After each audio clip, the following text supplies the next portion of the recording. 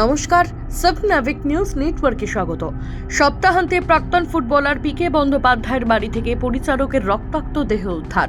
ঘটনাকে কেন্দ্র করে তীব্র চাঞ্চল্য ছড়ালো সল্টলেকে।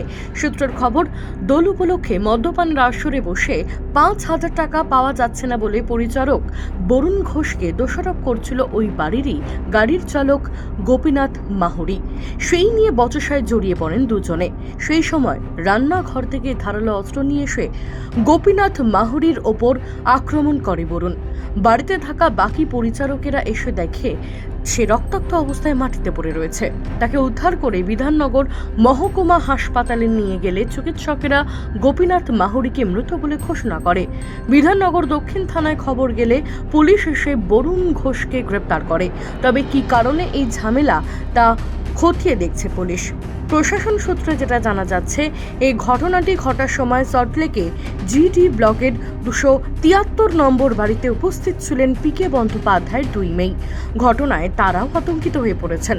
পরিস্থিতি স্বাভাবিক রাখতে ঘটনাস্থলে মোতায়েন করা হয়েছে বিধাননগর থানার বিশাল পুলিশ বাহিনী। সাবনাভিক নিউজ, কলকাতা। সমস্ত খবরের আপডেট পেতে লাইক করে সাবস্ক্রাইব করুন সাবনাভিক নিউজ। সেই সঙ্গে বেল বাটন প্রেস করতে ভুলবেন না। আপনাদের একটা সাবস্ক্রিপশন আমাদের জন্য অত্যন্ত মূল্যবান। একই সঙ্গে ফলো করুন আমাদের হোয়াটসঅ্যাপ চ্যানেলটিও। জয় হিন্দ।